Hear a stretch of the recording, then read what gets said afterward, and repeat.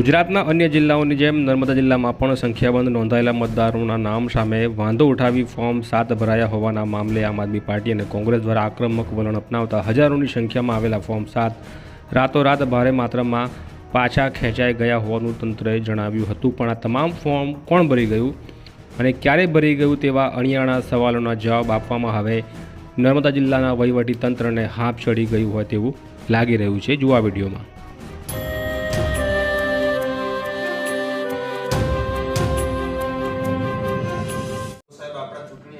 આ બાબતે શું એક્શન લીધી? અમે છેલ્લા 27-28 તારીખથી અમે તમામ માહિતી માંગીએ છીએ। આ અર્જુનભાઈ અમારા BLO 1 છે, એ છેલ્લા 23 તારીખથી ત્યાં ગાડી પ્રાંત કચેરીએ જાય છે, મામલતદાર કચેરીએ જાય છે। અહીંયા ગાડી પણ જિલ્લાના જે અધિકારી છે એ સાહેબશ્રીને પણ રૂબરૂ મળ્યા છે, એમની પાસે લેખિત માહિતી માંગી છે। આજે અમે નેશનલ પાર્ટીના પ્રતિનિધિ હોવા છતાં અને અમારા BLO 1 હોવા છતાં અમને આજ દિન સુધી આ તમામની માહિતી મળી નથી। એ બાબતે આપ સાહેબશ્રીઓ અમને જરા સ્પષ્ટતા કરો।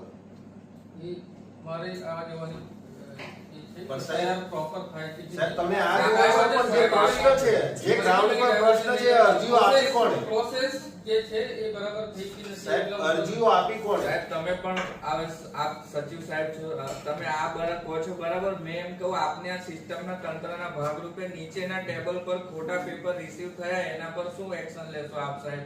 અમને માત્ર એ જણાવો, એ કોણ આપી ગયું તો કે નથી આપી ગયું? અમારી સ્પષ્ટ રજૂઆત છે તમને કે આપના કર્મચારીઓ પાસે જે GPSC ક્લિયર કરીને બેઠા છે એવા કર્મચારીઓ પેપર રિસીવ કર્યા છે, સ્પષ્ટીકરણ એ પેપર સાચા રિસીવ કર્યા કે ખોટા એ તમે ક્લિયર તમે આ પ્રોસેસ થી અમને કોઈ નથી તો અમને પણ ખ્યાલ છે કે પછી તો જેટલા માણસો બહાર આવશે તો મીડિયામાં હાઇલાઇટ થશે કે ભાઈ એ હયાત છે ને ઇન્ફોર્મેશન કાઢી નાખી है। હજુ સુધી આ बारे में प्रॉपर फॉलो करते वन बाय वन कहूं नर्मदा जिला उसके बारे में प्रॉपर फॉलो करते गए। लास्ट में जब कलेक्टर साहब के पास बात पहुंची तो हमको नीचे के अधिकारी के मतलब उनकी तरफ से ऐसा जवाब मिला है कि अभी कोई भी डिस्ट्रिक्ट का ऐसा इश्यू नहीं किया इसलिए हम पहल नहीं करेंगे। ये कहाँ की बात हो गई? इसमें पहल की कहाँ बात हो गई? मतलब कोई और डिस्ट्रिक्ट काम लेके आएंगे तो आप दोगे, ये बात पक्की हुई इनडायरेक्टली।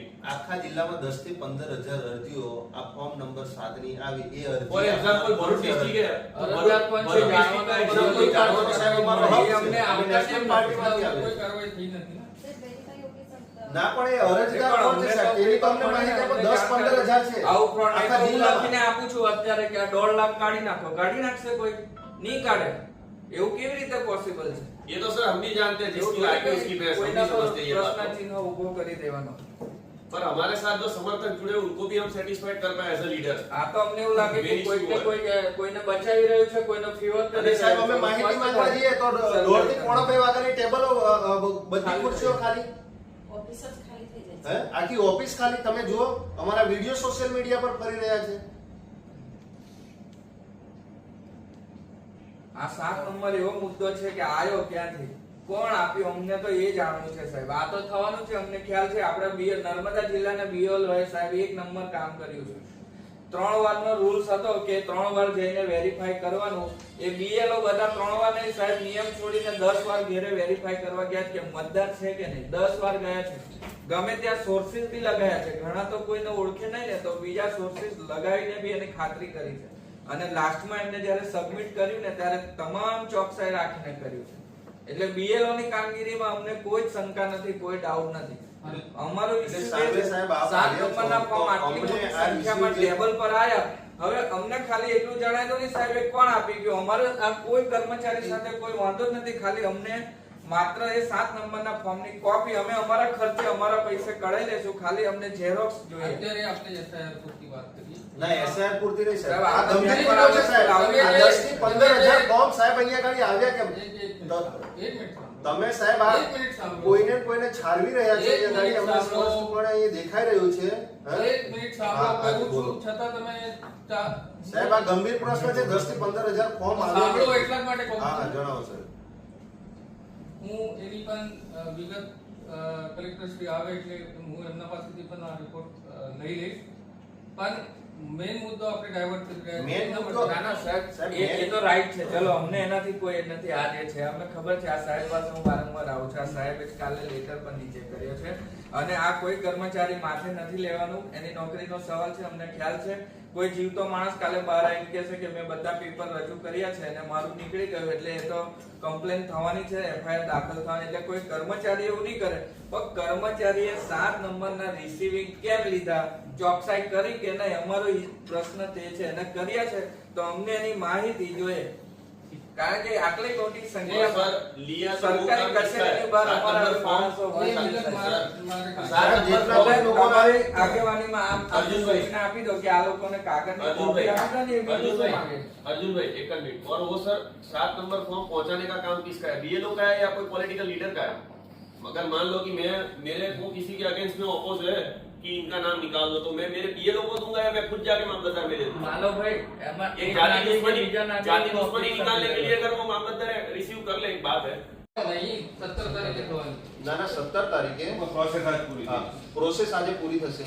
પણ આ પ્રોસેસ જે કરી તેમાં આ 10 થી 15,000 ફોર્મ આખા જિલ્લામાં આવ્યા છે, ગયા કઈ મેન અમારો આનું તમે નિરાકરણ તમે પહેલા સાહેબ આ તમામ અધિકારીઓ નાંદોદના પ્રાંત અધિકારી છે, આ ડેડિયાપાડાના પ્રાંત અધિકારી સાહેબ શ્રી છે, તમામ અહીંયા ગાડી ઉપસ્થિત છે. આપ સાહેબ શ્રી એમને પણ જરા મૌખિક તો પૂછો કે આ ફોર્મ કોણ લાવ્યું. હું એમને પૂછી લીધું છે, એમને કહ્યું છે કે પ્રોસેસમાં નથી, છતાં હું કલેક્ટર સાહેબને સર પ્રોસેસમાં નથી, હજારોના સંખ્યામાં બંડલો સાહેબ જેટલા પણ નેતાઓના જે લોકોએ આ ફોર્મો આપ્યા છે એમાં જે નામ ખુલી રહ્યા છે ભાજપના કાર્યકરોના નામ ખુલે છે, ભારતીય જનતા પાર્ટીના હોદ્દેદારોના નામ ખુલે. ના આ તો સાહેબ હવે વાસ્તવિકતા ને અમારે હવે તમે સ્પષ્ટ કહેવું અમે પડે. આપની સમક્ષ સ્પષ્ટ કહીએ છીએ દરેક કે જગ્યાએ કેમ ભાજપના કર્મચારીઓ નેતાઓના ને એમના હોદ્દેદારોના ને એમના કાર્યકર્તાઓના નામ ઠીક છે, ખુલે આપણે છે. અત્યારે શું છે વ્યક્તિગત પર જવું નથી. મારી પાસે એ પણ પુરાવા આવવા તૈયાર હતો કે ભાજપના સિલેક્ટેડ પર્સન अधिकारी श्री ने એવું કહે છે કે આપ ચિંતા મત कीजिए, हम बैठे, आपके ऊपर कोई प्रॉब्लम है तो हमें बता दीजिए. ये क्या बात हुई? सर टेबल ने पहली बार मतलब हमारी पर गरिमा आप जिस कुर्सी पे बैठे हो उस कुर्सी पे कोई पॉलिटिकल पार्टी का महत्व नहीं होता है. लेने जજો ने आपने આપની સામે ડેપ્યુટી જીઓને એ સૂચના આપી દીધી છે કે જીઓ શ્રી મારે કલેક્ટર શ્રી જ્યારે આવે એમનું સ્પષ્ટીકરણ મારે ડિટેલ રિપોર્ટ મને જોઈએ. પબ્લિક સમક્ષ સાહેબ આ આ બધી સાહેબ વસ્તુ લેખિતમાં પણ આપ્યું જરૂરી છે, છે સાહેબ. પ્રાંત સાહેબને આપ્યું છે, મામલતદાર સાહેબને આપ્યું છે, એમના નીચલા અધિકારીને પણ આપ્યું છે, તો પણ BLO 1 ને આજ દિન સુધી એની માહિતી નથી આપી. પ્રજા સમક્ષ લેખિતમાં આ જરૂરી અજય છે ભાઈ સાહેબ. લેખિતમાં લેટર સિસ્ટમ બતાવો દબાઈ ગઈ સાહેબ. છે. આ ને આ કહું છું આ સાહેબે આપેલો છે આ ને. કાલે ગયો છે આ મેડમ પાસે ગયો છે અને પેલા મેડમ આ મેડમ પાસે પણ લેટર ગયેલો છે, હજુ સુધી આની માહિતી કેમ નથી આપી સાહેબ? પણ સાહેબ મને અમને એમ થાય કે એટલા શું કામ કોઈકના પ્રેશરમાં આવીને આપણે એક મીટિંગ કરવાની છે આપી દેવામાં હું અને સાહેબ એવું હોય તો કોઈ ભાજપના પટ્ટા પહેરી લેવાના પછી આપણે હા જ્યારે પ્રોસેસમાં નથી ત્યારે ના ના એ સાહેબ પ્રોસેસ પછી એના પછી તમે એના લેશો. પટ્ટા પહેરી લો તમે સાહેબ, નોકરી ના થાય તો પછી એ એવી રીતે વાત નહીં કરવાની. સાહેબ એવી રીતે નહીં, પટ્ટા અધિકારી પહેરવાની વાત નહીં કરવાની. સાહેબ અધિકારી એવી રીતે વાત નહીં કરવાની. અધિકારીઓએ આ લેટર આપેલો છે બરાબર. તમારી તમે પણ પોતાની ગરિમા જાળવો ને સાહેબ પણ ગરિમા અધિકારીઓ જાળવો. સાહેબ જો આ જિલ્લાના જે વડા છે એમની અહીંયા ગાડી સાઈન છે, તેમ છતાં પ્રાંત હું અધિકારી કલેક્ટર શ્રીને રિપોર્ટ માંગુ છું. હું એટલી સ્પષ્ટ રીતે કહ્યું છું, છતાં તમે મને આવી ભાષા યુઝ કરો, that is not fair.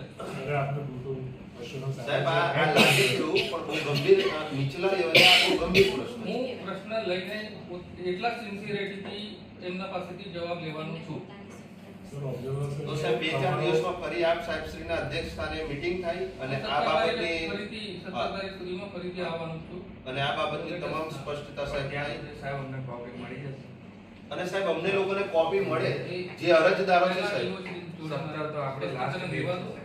Let us I am coming again next week. So next sir પણ સાહેબ અમારી તો એટલી જ વિનંતી 17 છે. છે ને આપણો લાસ્ટ ડે પૂરો થઈ જાય છે તો અમે ત્યાર પછી શું 17 ની કરીશું? પછી નહીં, 17 ની પહેલા આવીશું. કારણ કે હા પણ એના પહેલા ત્યાં 7 નંબરની એ કોપી હું કલેક્ટર સાહેબ જોડે વાત કરીને પછી આપને કલેક્ટર સાહેબ જણાવો. એવું નહીં સાહેબ, પણ અહીંયા અમારી પાસે સહી અત્યારે કરેલી મને આ કહો, પહેલા એ હું નોટ લીધી છે આ સાહેબ, એક આ બે નિગર વિષય અમને કન્ટિન્યુ આ રાખજો. નિગરથી અમને કોઈ ઓબ્જેક્શન નહીં, આ તો હાવ નોર્મલ છે સાહેબ. એ નથી અમને અમારો જે પ્રશ્ન છે કે સાહેબ શ્રીએ સાઈન કરીને આપી છે તો પ્રાંત અધિકારી સાહેબ શ્રી મામલતદાર સાહેબ શ્રી લોકશાહી દેખાય છે. જોઈએ સાહેબ અમારું મેન એ તો સાહેબ જે અરજદારોએ અરજી કરેલી છે એના તમામ અમને તમારો એના પોઈન્ટ નોટ કરી દીધો છે. I'll ask જે ડિટેલ રિપોર્ટ છે કલેક્ટર સાહેબ પાસેથી લઈશ. મને ડિટેલ પ્રોગ્રેસ રિપોર્ટ બતાવવા હોય તો.